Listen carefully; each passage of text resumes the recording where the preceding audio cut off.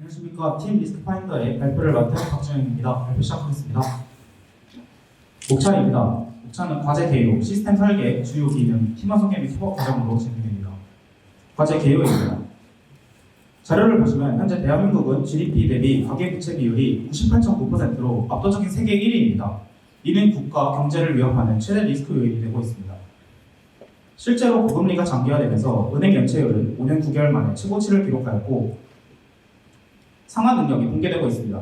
이로 인해 은행들은 내년 수조 원을 부실채권 정리 비용으로 소모하며 자산 건전성 위기를 맞고 있습니다. 하지만 연체율이 오르고 금융 환경이 급변하면서 심사와 모니터링 업무량은 폭증하고 데이터는 복잡해지고 있습니다. 기존의 인력 중심 방식으로는 이렇게 방대한 데이터를 실시간으로 감지하고 선제적으로 대응하기에는 한계가 명확합니다. 따라서 저희는 은행의 자산 건전성을 지키기 위해 AI 기반 선제적 위험 예측 서비스인 리스크 파인더를 개발하였습니다. 저희 프로젝트는 AI 기반 사전 예측, 클라우드 기반 자동 모니터링, 관리자 맞춤형 시각화 총 3개의 주요 기능을 가지고 있습니다. 다음으로 시스템 설계입니다. 전체 시스템 아키텍처입니다. 시스템은 웹존과 AI존으로 물리적으로 분리했습니다. 무거운 AI 연산이 웹 서비스 속도에 영향을 주지 않도록 격리된 환경에서 처리하며 안정성을 확보한 것이 핵심입니다. 다음으로 ERD입니다. 먼저 고객 데이터 ERD를 보시면 고객 식별자를 중심으로 신상, 대출, 자산 정보 등을 유기적으로 연결하여 다차원적인 리스크 분석이 가능하도록 데이터를 설계하였습니다. 다음으로 서비스를 담당하는 ERD입니다. 예측 결과 테이블인 스코어링 리전 테이블과 스코어링 히스토리가 운영 및 대응 테이블에는 얼럿과 유저 테이블이 있습니다. 다음으로 주요 기능에 대해서 설명해 드리겠습니다. 가장 먼저 AI 예측 엔진입니다. 저희 AI 파이프라인은 금융 도메인의 특수성을 반영하고요. 데이터 구도와 모델 최적화, 설명 가능한 서비스라는 3단계 구조로 설계되어 있습니다. 단순 학습을 넘어 데이터를 재가공하고 최적의 모델을 조합하여 최종적으로 서비스에 활용 가능한 등급을 산출하는 전 과정을 파이프라인으로 통합하였습니다.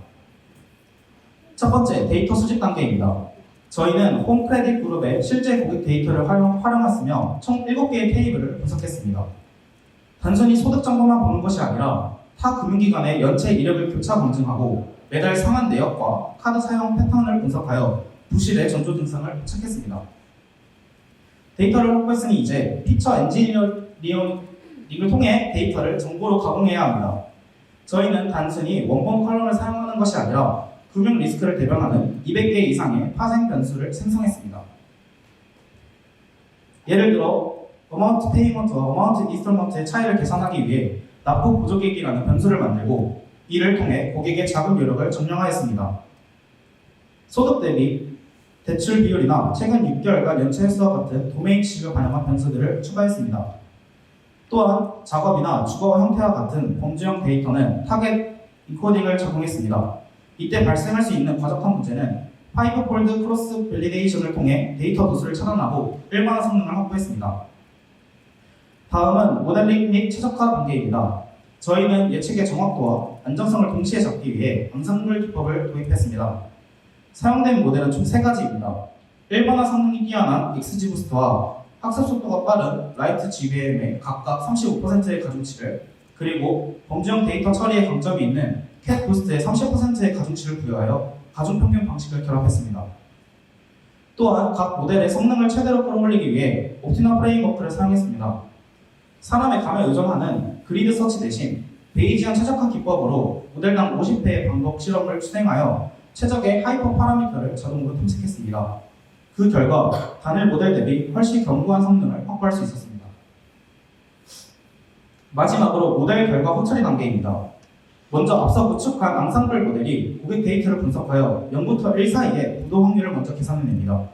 하지만 모델이 내놓는 0과 1 사이의 확률값은 실무자가 직관적으로 판단하기 어렵습니다.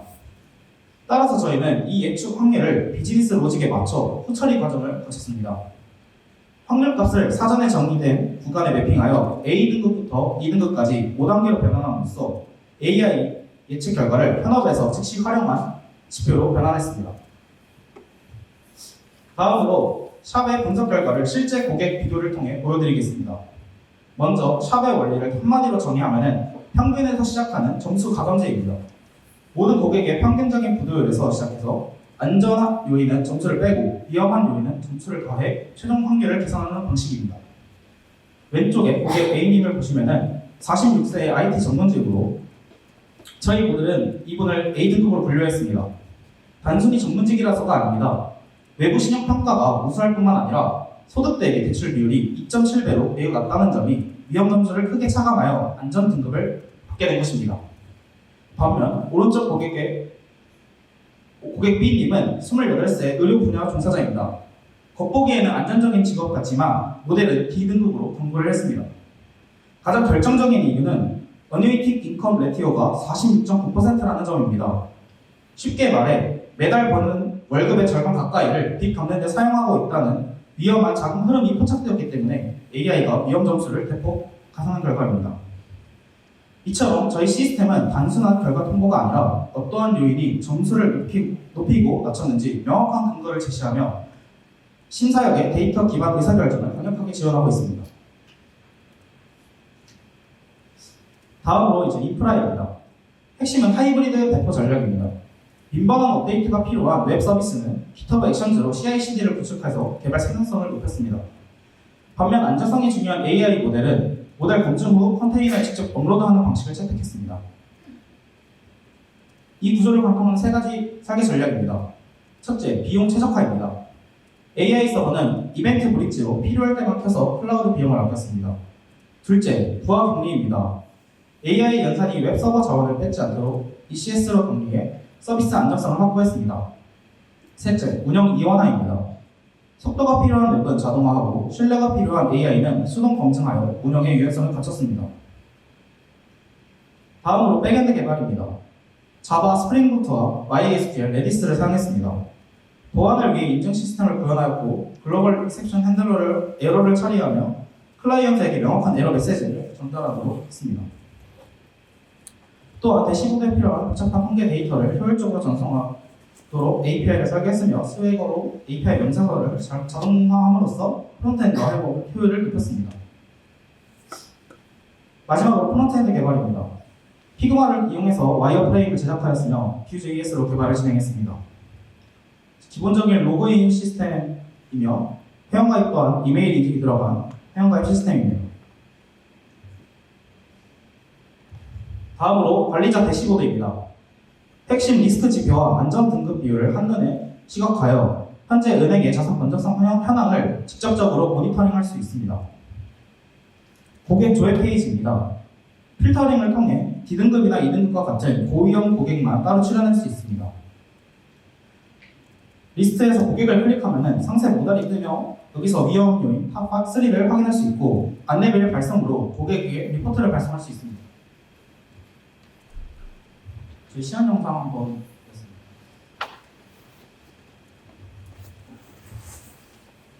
보겠습니다. 영상이 실행이 안 돼가지고 넘어가도록 하겠습니다.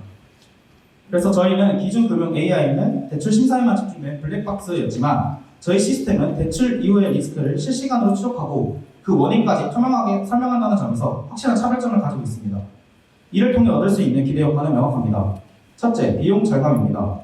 연체 지구를 조기에 포착해 부실 채권을 막고 효율적인 클라우드 운영으로 인프라 비용까지 획기적으로 줄였습니다. 둘째, 업무 효율성입니다.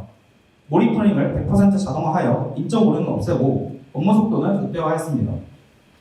셋째, 신뢰할 수 있는 관리입니다. 데이터에 기반한 투명한 근거로 고객에게 설명 가능한 선제적 리스크가 관리가 가능해집니다. 다음으로 협업 과정이 있는데 저희는 이제 이렇게 4명에서 개발을 진행하였고 요구사항 분석 설계 단계에서 유스케이스 다이어그램과 시나리오를 작성하였고 클래스 다이어그램과 시퀀스 다이어그램을 통해서 요구사항 명세서를 작성했습니다. 그리고 저희는 노션으로 일정 관리를 진행했으며 GitHub 오거니제이션을 통해서 코드를 공유하고 관리하였습니다. 이상으로 발표를 마치겠습니다. 감사합니다.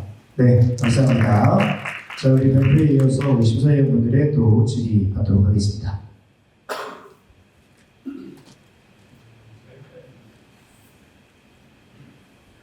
네, 발표 우선 정말 잘 들었습니다. 특히 가장 현업에서 다루기 어려운 데이터를 다뤄주셔가지고 흥미롭게 봤습니다.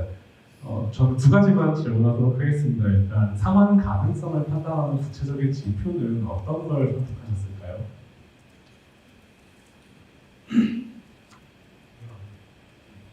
다시 한번 말해주세요. 이제 대출자가 이 사람이 이제 대출 가능성을 판단한다고 할 때 상환 가능성을 보게 될 텐데 그 상환 가능성을 판단하는 지표는 어떤 걸 보셨나요?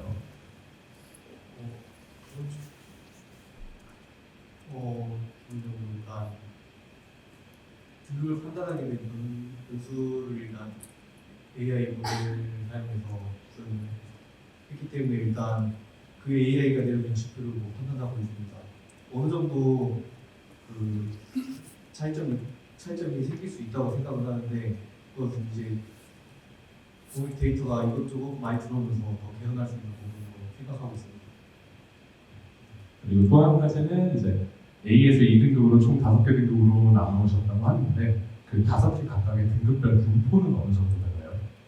실제로 B등급이 A등급과 B등급이 80%로 굉장히 많은 비율을 차지하고 있고요.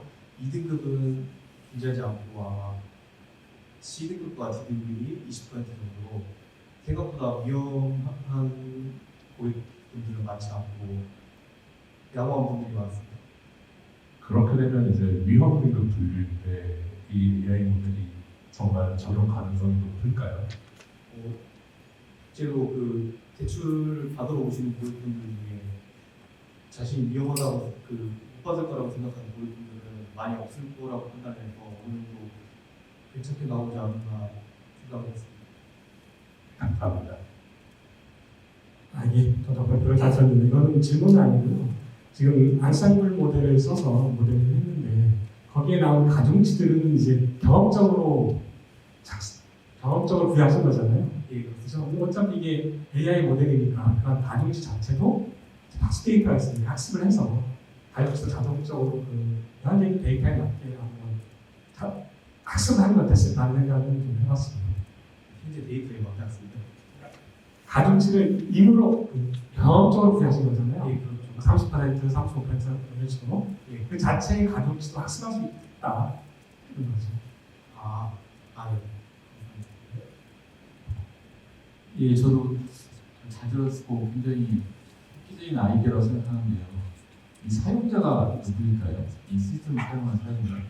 이 시스템의 사용자는 일단은 저희가 생각하고 있는 거는 제2금융권 그 아래에 있는 기업이나 은행들일 것 같습니다. 왜냐하면 지금 제1금융권에서는 수십억, 수백억을 들여가지고 이러한 조기경보 시스템을 실제로 구축을 하고 있지만 그 밑에 제2금융권이나 신생 대부업체 같은 경우에는 이러한 시스템을 구축하기가 비용적으로 많이 들기 때문에 아마 그분들께서 사용하는 걸로 저희는 생각을 하고 있습니다.